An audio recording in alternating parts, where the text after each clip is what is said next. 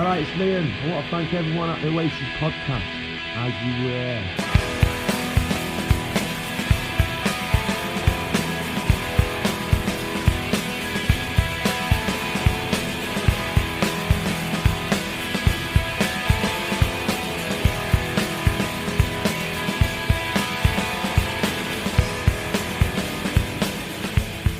All right, welcome back to the Oasis Podcast, the ultimate audio guide to Oasis, and our good friend Imran. How you doing, man? Yeah, man, good. All good. Excellent. How are you? I'm good, although I'm a bit frantic. It's my last day before holiday, and I desperately wanted to get an episode recorded and hopefully out to the people before I disappear off for 10 days or so. So, it's all about giving the people the regular content, as you know, as a creator yourself. Well, you know what you signed up for. Now you're in too deep now. I know, that's it. You can't. I just, even if it's one person saying, "Oh, I haven't had, there's not been an episode for like 2.5 weeks," I'm like, "Oh no, my people are desperate for content." Yeah. But anyway, in terms of creative stuff, so the last time you were on, your debut single under your name, The Anomaly, had just come out, and I've absolutely hammered it. So I think your view count on Spotify is probably about 20% me, I would have thought, because I've absolutely hammered that tune. I'm really interested to see at the end of the year where it comes in my Spotify Wrapped, actually, because it'll be pretty high up, I would have thought. Oh, fabulous. But yeah, and you've done another, what, 3 tunes since then that you Yeah, didn't even phone me up and tell me about. But anyway, I did look them up, and yeah, I've really enjoyed them all. But do you want to just give us an overview of how that's gone? yeah, it's all right. The latest one, it's called Go. That's now the highest streaming song on Spotify, and that's been pretty good. Got on a few good playlists. The main one being an indie rock playlist, and yeah, it's been good. It's been good. I was happy with the reaction to that one. Um, and now I'm sort of taking a little bit of a break now. It's just summer and like chilling out a bit. But yeah, the other ones are like not been streamed as much, but still happy with the fact that I've released these tracks, got them out there, completed them, and getting a live band together. I've been getting a live band together, and we've gone through 2 drummers already. Drummers are just really hard to find, like a good one, basically, um, because you're only as good as your drummer, really. Absolutely. Um, so we're auditioning one next week or the week after.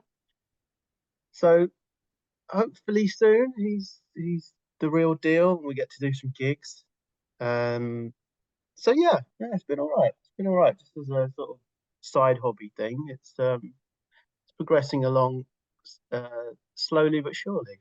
Yeah. No, well, look, I really like them all. Obviously, like you don't have the benefit of just lifting like a fantastic Sex Pistols riff anymore. You can only sort of play that trick once, right?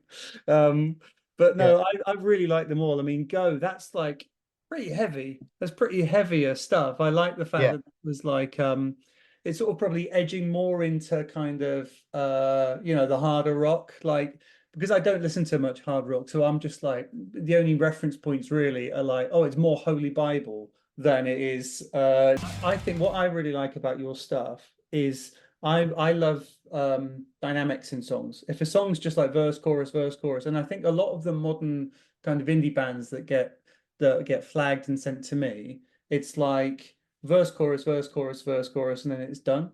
And it sounds it's just like Arctic Monkeys-ish, and like, you can sort of hear, okay, I can kind of guess where it's going to go now, and I'm just like, okay, skip. That's often how I feel about them. Whereas yeah, your stuff, I never know where it's going to go because you'll get a verse in the chorus, and then there'll be like a fun little linky bit down that bam, and then we're off here, and like, whoa, okay, we've gone off in that direction now. So yeah. yeah, I think that's what I really like is that you don't just follow the pattern. You can tell it's like you never know where it's going to go. Anyway, that's I think my greatest compliment for your stuff. Oh, thanks, man. Yeah, I appreciate that. I think that was a conscious thing. I think because you write a lot of music before you play any of it or record any of it to people. and a lot of the stuff that no one will ever hear is just kind of really predictable and formulaic. And I thought, well, this has to be a bit more interesting. So yeah, it's just interesting you picked up on that, because that was a conscious thing I tried to do. Queen songs are a bit like that. Yeah, I wouldn't say my stuff is any on that scale at all. That's just sophisticated and all over the place. But yeah, it's that's just good. I appreciate that. it's just the little bits, it's like little bits that a song will be going one way, or then like you do a lot of like backing vocals, like these oohs and ahs will come in, and you think, oh, where's that? Oh, okay, and it's just another little thing to prick the ears. I mean, have you got like a very, very short attention span or something? Because that would be, it's like you need something, something, something, something. That's like, yeah, that's basically my issue. So yeah. Yeah, I think it's kind of an insecurity thing, actually. It's more like, oh, I need to make this, keep people engaged, listening. It needs to be interesting. It needs to. So it's more kind of like not thinking maybe the song is enough. Right. But yeah, it's probably not an attention span thing. It's more like I need to show how good a songwriter I am. And an arranger, and and that's that Yeah. sort of thing, isn't it? It's like the arrangements, and it's like the little linking elements and stuff. But yeah, so no, I really enjoyed it. I liked all of them. And so yeah, so people can check that out on the Anomaly and all the various places. But then there you go, that's the plug, mate. 10 quid, 10 quid, yeah. Is that what we 10 agreed? quid? Is that what we agreed? I thought it was 5. All right, 7. We'll call it 7. But all good. I've got to buy a book actually, because I don't think I said to my last guest, Anna Doble, that if we didn't sell 2 books on the back of my interview, whether I'd buy a physical copy of a book. And it probably has sold hundreds on the back of the interview, but it's just no one's actually messaged to say, oh, hey, Anna, I heard you on Oasis Podcast and I bought your book because of it. So yeah, so that's annoying. I have to buy a book. But anyway, we've That was a great episode, by the way. That was like just complete. It was so nostalgic. It was just like, wow, you're just both talking about all these memories and stuff like that. I was just transported back to that time. Oh, And, thank you, mate. yeah, it's good. I thought I talked a bit too much, to be honest. I was like, but like, like when you read Anna's stuff and talking to her, I'm like, oh my God, I remember this, and so I'm like giving her all these memories, and I'm like, oh, hold on, I'm supposed to be interviewing her. Yeah. So actually, but there we go. But if people know that if they've got this far into the podcast and aren't sick of me yet, then it's fair enough. So all right, cool. I appreciate that. But look, well, the thing I really wanted to catch up about today is we've not been giving Noel much love recently. Noel's had a few things happening, and I've sort of mentioned a few times, oh, I really need to cover these things, and just not got around to it. But yeah, I suppose a really good place to start, I'd say, would be the Council Skies documentary. Yeah. We had we had 4 20-minute episodes, approximately, filmed by Anais, which is which is cool. Obviously she's in there, she's obviously they're a bit more comfortable with her being around. I get the impression maybe if it was like all the proper lights and everything, then Noel would probably be a bit more guarded and like just playing the Noel Gallagher role rather than just chilling out. And yeah, and so overall, I really, really enjoyed it, and I really thought that Anais, like, I thought the editing and stuff was good. I didn't think it stuck on things for too long. I thought it was just a well-produced, put together, behind the scenes look that I just wish we had for all the other stuff they've done, to be honest. Yeah, I wish that it was of an album that I really loved. Yeah, I have to say, I know there's a lot of love for Council Skies, and I don't think it's bad, but it's not my favorite like material that he's done. But the thing is, I just watching that documentary, wow, it was just for me as a music maker and creator, it was just I was just geeking out on everything. Just like, oh, what microphones? That's interesting. He's using a pencil mic, and for how to, it's interesting how they're recording the acoustic guitar. Okay, the mics and placing them there, and sort of like trying to almost like learn whilst enjoying like watching the behind the scenes, and like the headphones. Oh wow, I've got those headphones, the Bayer Dynamic DT250. It's a proper like geeking out and all the stuff, but also like the creative process and watching it really it confirms a lot of like what I was doing. So it's like, oh cool, I do that. That's really cool. And like, oh yeah, I thought that was sung a bit heavy as well, and they're doing that again. And yeah, I mean, I could just have that on for hours. Like I know there was a lot of overall those four parts probably made up about 2 hours worth of stuff, maybe hour and a half. Hour and a half, yeah. I think they're about 20 minutes each, 25 minutes each. So yeah, Yeah, about there hour was and a what half. the last one was like half an hour. Oh yeah, well the last Um, one was longer, yeah. but on YouTube, I think they like edited it. There was a shorter version on YouTube, but if you're part of the Noel Gallagher Club. club, yeah, you get to see the full one. But yeah, no, I loved it. I loved it. Yeah. I mean, for me, like I made notes on each episode, but I think that, yeah, I wish we had this for all the albums. Like you said, like this is the sort of stuff. I mean, just seeing stuff, like just being in the studio with them, seeing all the posters, like obviously this is Noel's little like man cave, isn't it? He's got all his Beatles posters, he's got his Ireland poster, it really is. He's got Pep there, he's got all the little toys and trinkets and stuff. He's obviously spent so much time and effort in designing it. So that was just really, really great to see. And for me, my main thing, like all my notes, is just like Strange Boy, Jess, Gem, like, when these people turn up, because having followed them for so long and having interviewed a few of them, like Jess and people like that, it's like, hey, it's them. It's like, their friends pop in. It's like a guest star on a sitcom or something. It's like, hey, it's them, and I suppose the way he did it, it's not like the band are in recording, and that's it. It's like Noel is pretty much, it's just Noel, Strange Boy, and Callum all the way through. And what a gig for Callum. Fucking hell. Like, Oh my God, I wish I was him.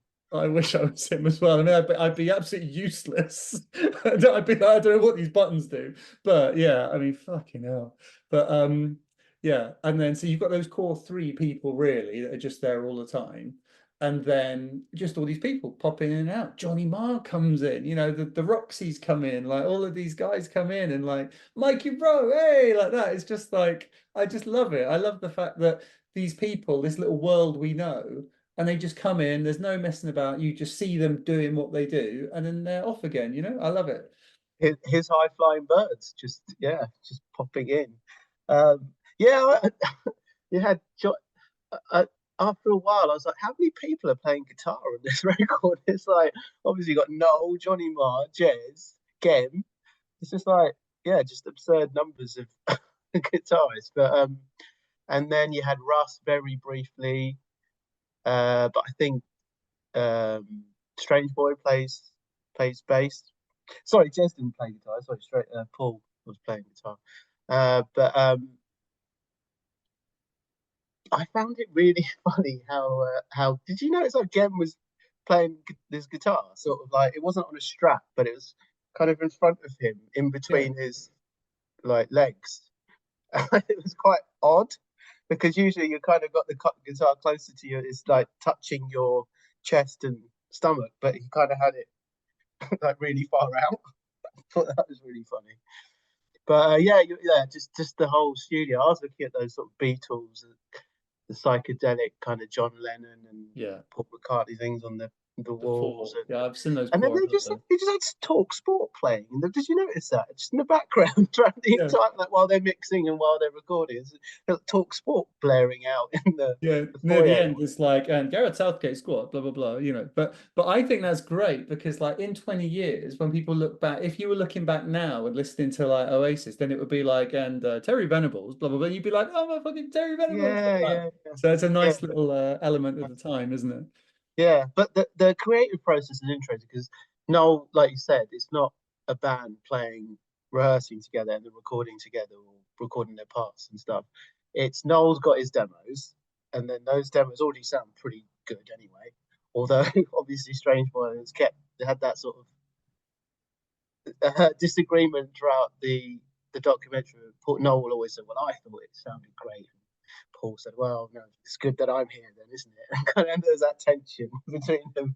But yeah. So you got the demos, and then just sort of like everyone doing their thing, and sort of Noel explaining like what it's like. But I liked how Noel wasn't really that technical. He was technical at times, but it was kind of like, it needs to be a bit more this and that, heavy or whatever, minory and stuff. I was like, oh, yeah, well, that's how I communicate, is because you don't quite know how to put it, so you just kind of use terms that like explain what you're trying to say, and then but yeah, that creative process was interesting.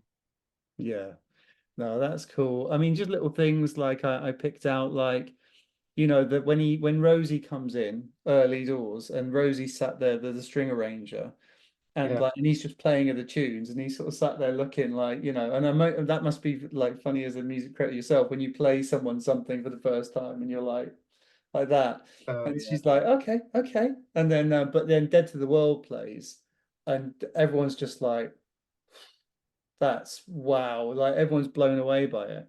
And that reminded me of when I first heard it, and I did an episode on it, and I'm like, I can't even like put into words, like, because it's just Yeah. so amazing. But yeah, it was lovely to see that. And it's like you see Noel almost embarrassed as well, because he's playing his music to these people, and as Yeah. much as he's fucking Noel and he's got that dichotomy, isn't he? He's like, he's arrogant and he loves his own music and he thinks he's brilliant, but also I think he sort of he accepts, like, okay, it's still weird, it's still weird for someone to have that situation, to have the um to have people listening to your stuff. You're still putting yourself out there, aren't you?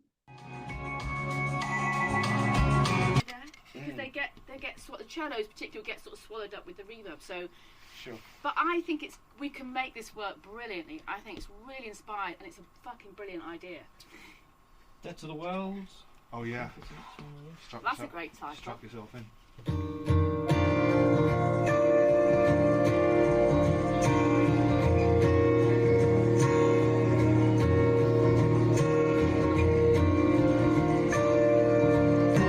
I don't know where I've been.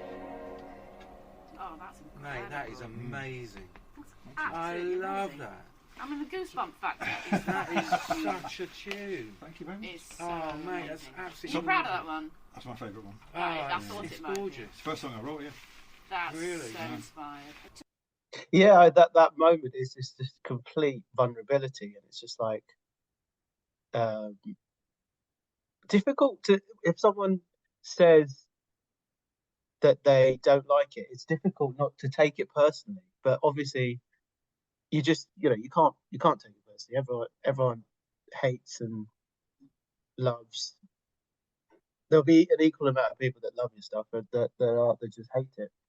But yeah, that was interesting with Rosie coming in, having the chat, and then they did it all. Rosie composed it all with the help of her, who she was working with, put it on the computer, and then then we had Noel listening to those compositions, and then they went in and recorded it with actual Abbey Road, real life musicians, and that was a good insight. I think we just saw so much of Noel's non-public persona. Yeah. It's so good to see. Like one moment that stood out for me was when they were listening back to a guitar track. I don't know what song it was, but they just had the guitar track soloed, it's some rhythm playing, and there were loads of mistakes in it, and he just started just cracking up. He just found it really funny. Because the mistakes just sounded hilarious. Like it was like, and he just like, who played that? And I think we got to record that again. And he was just in hysterics. And it's good to see that the process. Obviously, they is it? Do you pronounce her name Anais? Did you say? I thought it was Anais. I've always said Anais, but I think that's like the French way. But Okay. I think when I hear him say it on Matt Morgan, he says Anais or something. Anais, yeah. But but yeah, obviously she could have edited it, but it felt like it was just a really joyous process. Yeah. No, great. There was just some cool lines, like, you know, when Johnny Marr came in and he's adding stuff, and then they say indie trespassing, because it's Yeah. like, I just love that, like, you know, and you can just see when Johnny Marr comes in, it's like everyone else there is a fucking brilliant musician, right? You know, they're all excellent musicians, but then Johnny Marr comes in and it's just like, okay, this guy's another level. This guy's just an absolute genius. Yeah. One of the things I really liked, both with Gem as well, and I, you know, not being you know, I have, you know, my band in the 90s went into the studio a couple of times, but like the fact that obviously when they're doing vocals and things that have got an amplifier, you've got to be in the room, you know, in the studio room. Whereas, because I suppose when you're doing like when Mikey Rowe and the guitar players are doing like direct into the desk, so then they're just sitting in like the control room and on the sofas and stuff, and they're just playing it. So he can just talk and be like, yeah, a bit more like that, a bit more like that, and it's just straight in, right? And I just like that vibe that they're just sitting around on sofas and he's playing, and that's what's on the record. How cool is that? Yeah, well, no. So what they're doing is because the room where all the amps are, that's where all the sound is coming from through the mics, and then they're just sitting in the control room, but they're actually recording the amps that are in the other room. And yeah, I mean, I'd love that setup. So wait, hold on. He's not direct into the desk. He's still playing it through the amp. Yeah. A microphone in front of it, but he's sitting in the control room. Sitting in the control room. Yeah, they've just got it all cabled up. They're most likely recording 2 amps at the same time, but maybe 3, 4, 5, and then, you know, they've got options to use, but usually 2 amps, blend the sound, and it's all then coming back out through the speakers, through the mics and the amps in the other room.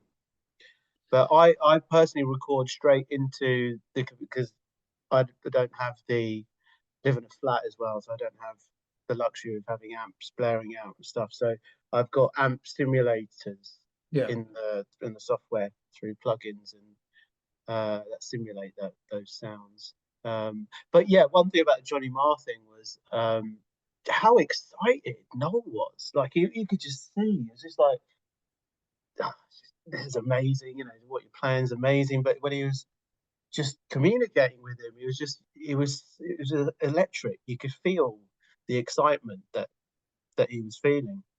And yeah, I mean, he's just a master. I mean, that you had some footage of him just playing, like doing what he does, and it's just like, wow. It's really amazing to see that sort of jangly plucking and sort of like his own style, which is not kind of generic or you know, not he plays guitar just so uniquely, and it was yeah, it's amazing to see.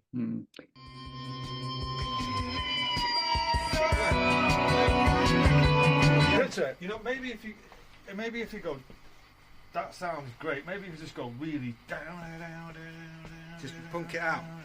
Or go down. Yeah, a little passing thing. Okay, yeah, let's do it. Down. Okay.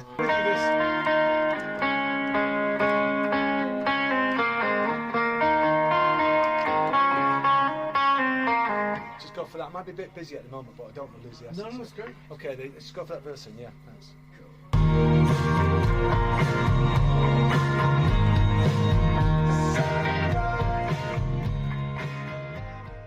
No, see, and I don't know how you feel about it. For me, it's made me appreciate the album more.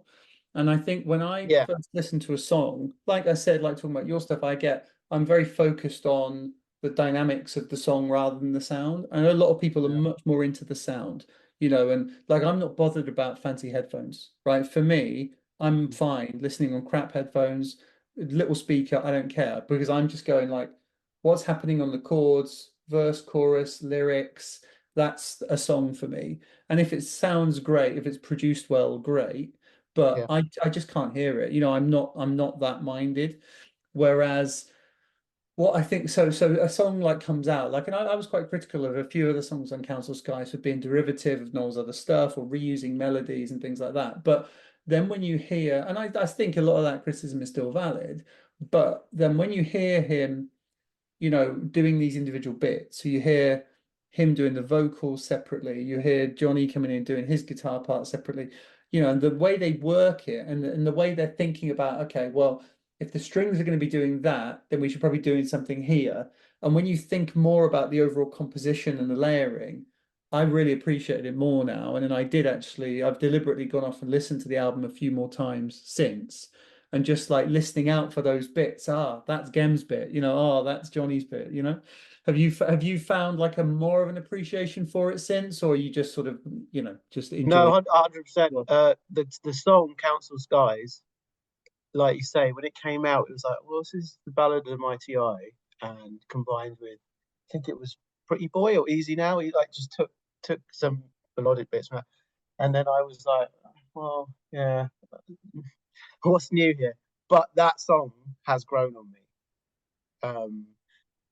and I have gone back and I've listened to where Johnny plays and wondered, oh, is that Game? Who is that? Is that Strange Boy? Is that Noel?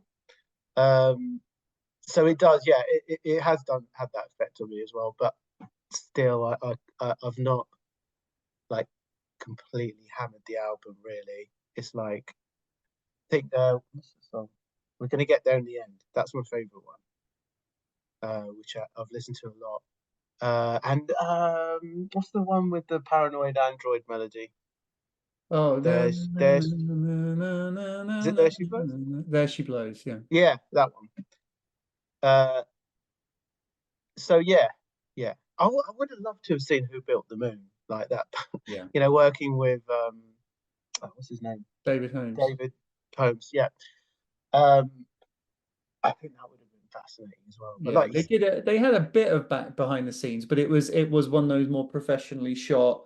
So you've got a professionally shot interview, and then little bits of, there's like the stuff of Wisey recording her stuff, I remember. So there's a bit of it, but nothing like, you know, nothing like we got here, is there? But yeah, it's just a fascinating process. I mean, I would, you know, like, and in terms of just what it's generated, I mean, just the thing I loved, you know, just there's a couple of bits where you see Noel in the studio in the like recording room bit, just playing the guitar and singing, and he's doing songs that like we've never heard him play because he didn't do them live. Yep. I'm like, that's, you know, when they do like acoustic version, when he releases them on these sort of on the bonus disc and stuff, but it's not an acoustic version. It's just the studio vocal. It's just the studio recording, exactly. but just stripped out half the instruments and just left a couple. You go, no, but that's what I want. Even if it's 4 takes of him fucking it up and the studio chatter, that to me is more powerful than a perfectly recorded, you know, basically.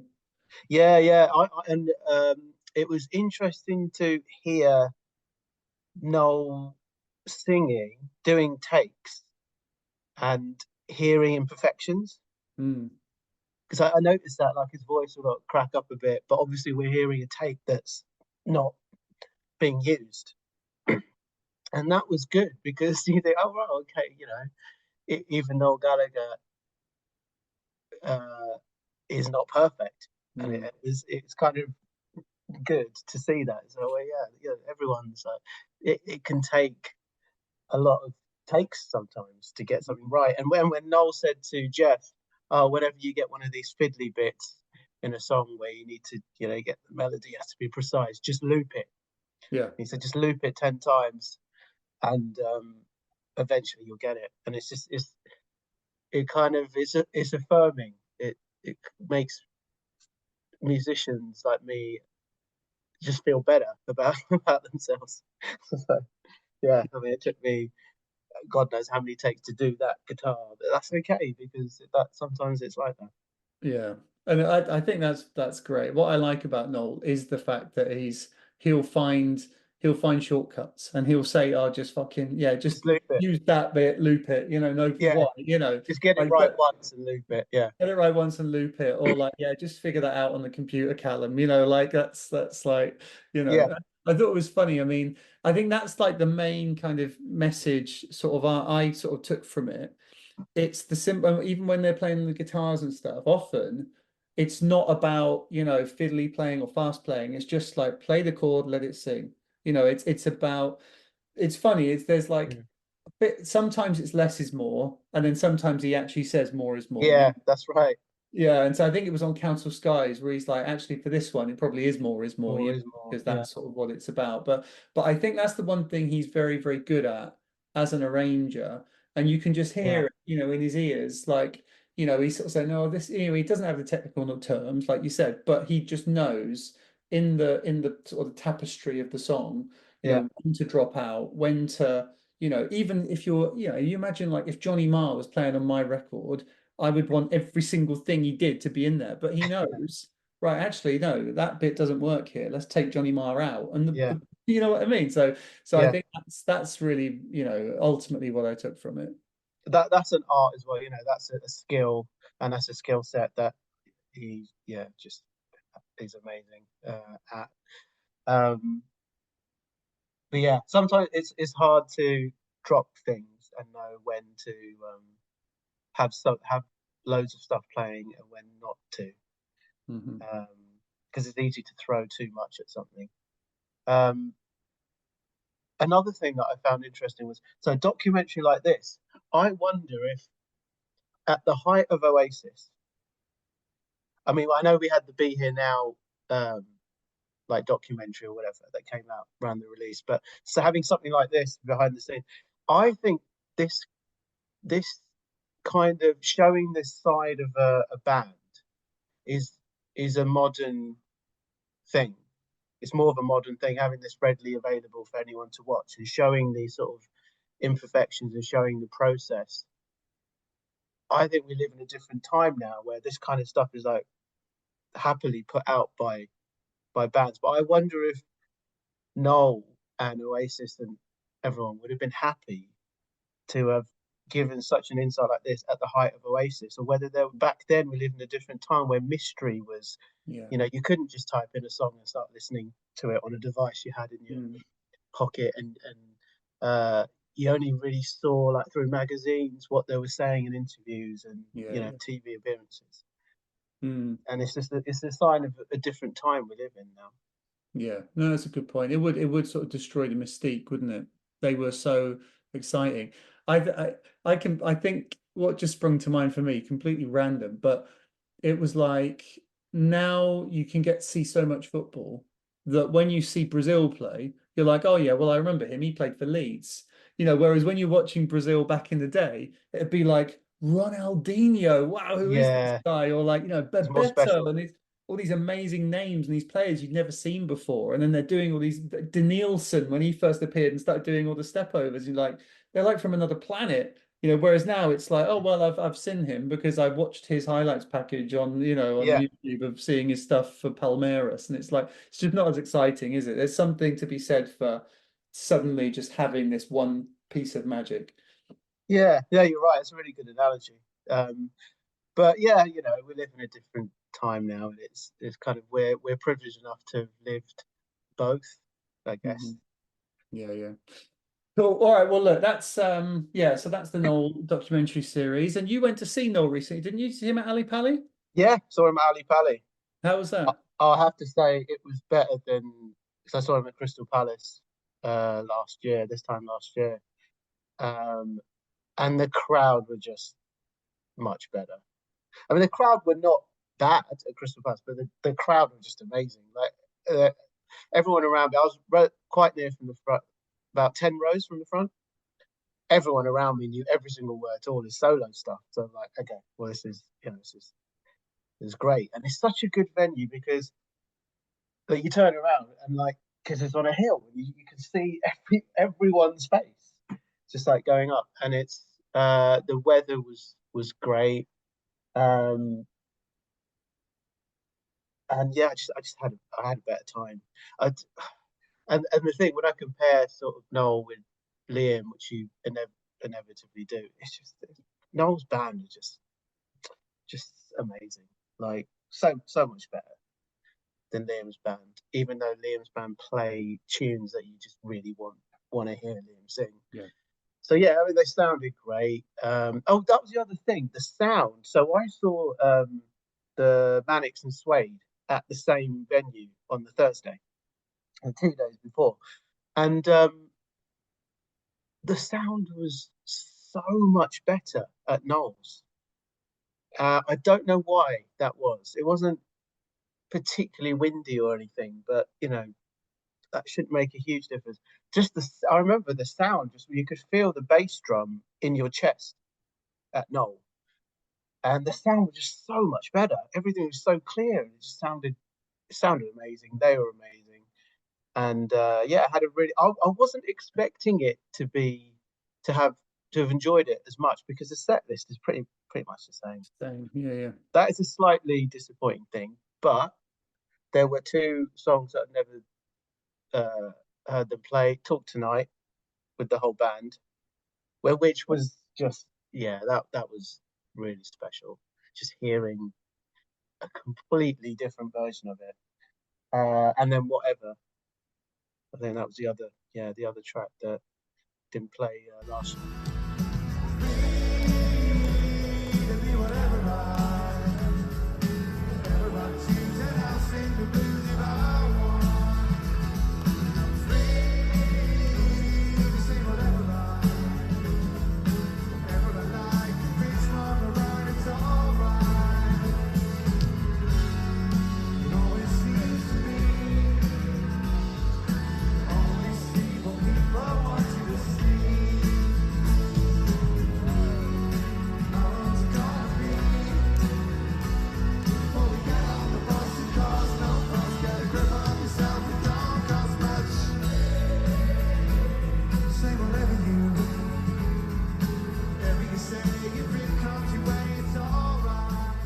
Yeah, but yeah, no, it was really good.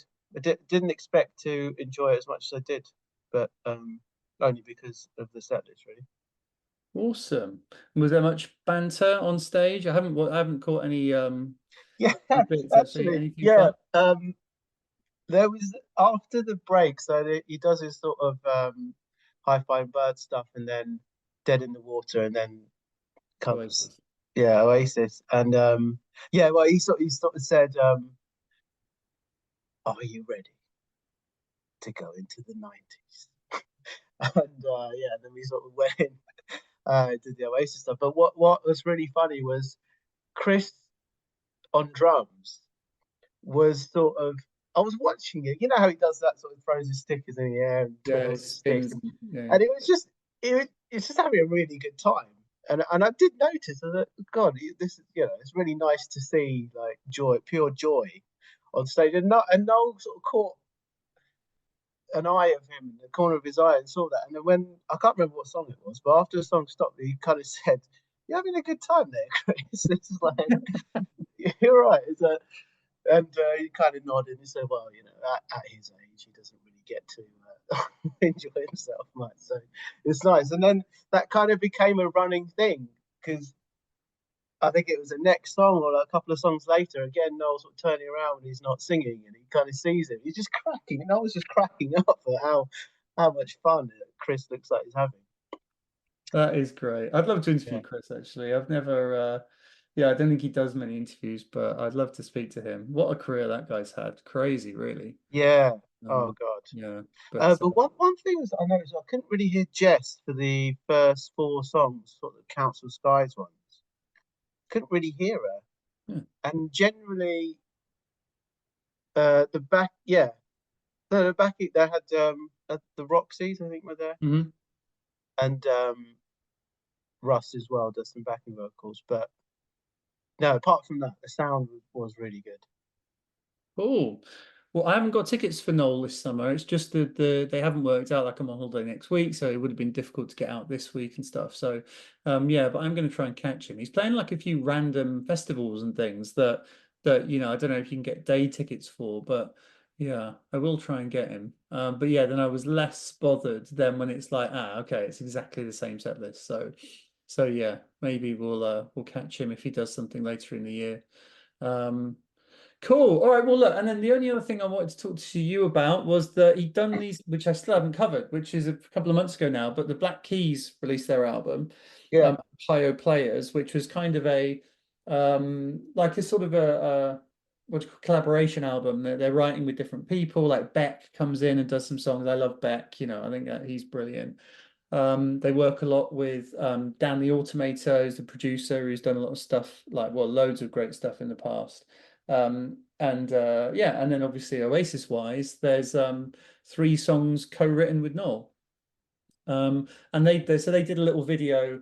I think it's mainly talking about the song On the Game. So I think the idea was they sort of did that one, and then they ended up doing a couple more.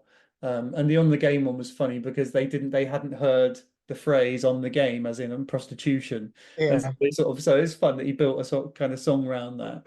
The cool thing about like On the Game, we got everything but the lyrics, but the melody was there, and that we kind of made a point with making this album that for the first time we were going to like do it the way that maybe bands used to do it in the 70s, I guess. Like we were going to stay at the nicest hotels. We were going to have fun. So like when we were out in London, we were staying at the Chiltern Firehouse, just kind of partying every single night and then dragging ourselves to the studio. One night, Noel was hanging out with us and he was like pointing to some girl at the bar and he's like, oh, she's for sure on the game. And we were like, we've been to England, 50 times, but we'd never heard that expression. And we're like, what's that? He's like, oh, she's, working girl. She's probably, she's probably a prostitute. Which checks out, I think. There were a lot there. But then Dan was like, yeah, everybody here's on the game. But making this record was so much fun. I personally I like them all. I don't think any of them really stuck with me, to be honest. Like I listened to them when it came out. Oh, cool, yeah, they're really nice and fine. And then I've gone back to them. I think there's actually a few songs on the album I prefer, like the ones with Beck and stuff. I think they're a bit more dirty and a bit more funky. But I like them all. I think you've got On the Game, sort of that mid-paced, dreamy, everybody's wah, wah, wah, wah, which is cool. Then what is it?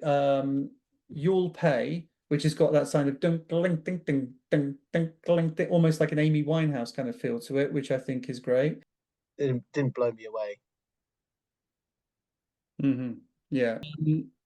The Oasis Twitter account and obviously across all their socials. Obviously, I was listening to you there, Imran, 100%. I could Of course. exactly what you said, but I did get a notification that Oasis have tweeted, and they've tweeted Subway listed stressed.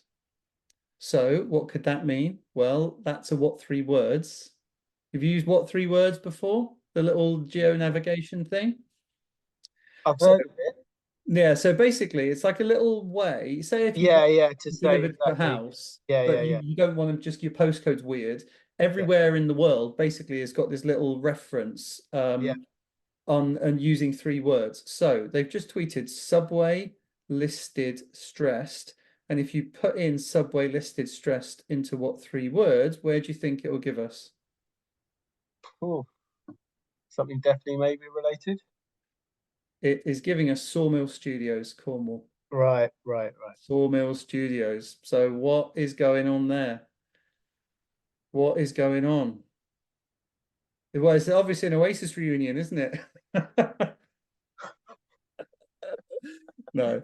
I just think it's going to be just talking about the fact that the Sawmill Studios versions are being released on the Definitely Maybe. That's it, yeah. I don't think it'll be anything else like that. I mean, potentially there's like, because they're doing filming there, like Liam was saying a couple of days ago on Twitter that he's got a photo shoot. So I suppose they're ramping up, they're getting all this stuff sorted. Yeah. But I guess that's what it is. Have you seen Liam then? I know we're talking about Noel here, but have you seen Liam this year? Yes, I saw Liam at Manchester Co-op. So I saw Liam at Manchester Co-op recently, and I'm seeing him again at Reading. I'm doing the full weekend at Reading. Right. So see, I haven't seen him, and I was thinking about Reading. Yeah. Thinking of going. Yeah. Are you going for the whole thing? I'm going for the whole weekend, but because I live near Reading, so I'm just jumping on a train home every day. I'm not camping. God, I'm not. Oh, right, okay. I'm not scum. Yeah. But yeah, and then and then I'm actually, and I've booked tickets to see Anthony Joshua versus Daniel Dubois at Wembley, because I'm a big Yeah. boxing fan. And then like literally the next day they announced Liam's doing 3 tunes. So I'm like, whoa! So I'm actually going to see Liam twice in the less than a month. Oh, nice one. And if you count the co-op one a couple of months ago, I will have seen him 3 times in about 4 months. So yeah, that's pretty cool.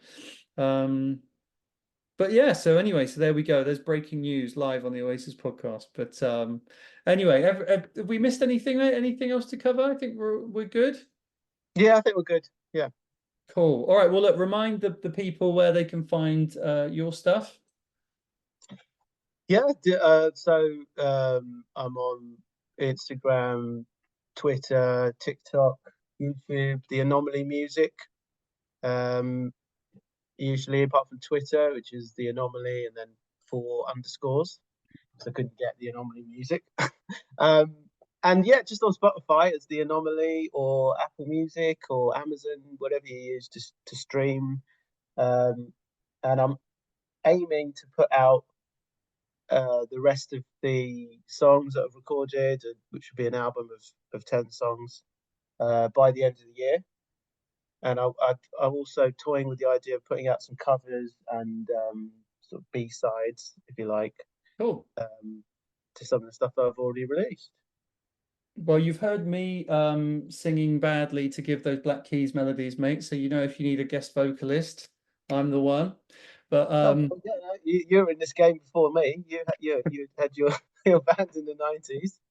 I play an excellent 20 seconds of my, our song "Shine On." That is the little bit of music you hear at the start where Liam goes, Yeah. "Oh, that's my band." For my Shine On, was it? Shine. Well, our song was called "Shine On," yeah, which I've put out on YouTube. I get asked every now and then, "What's that little bit of music?" You couldn't get a more Oasis title, could you? Without it being an Oasis title. Do you think so? Do you think so?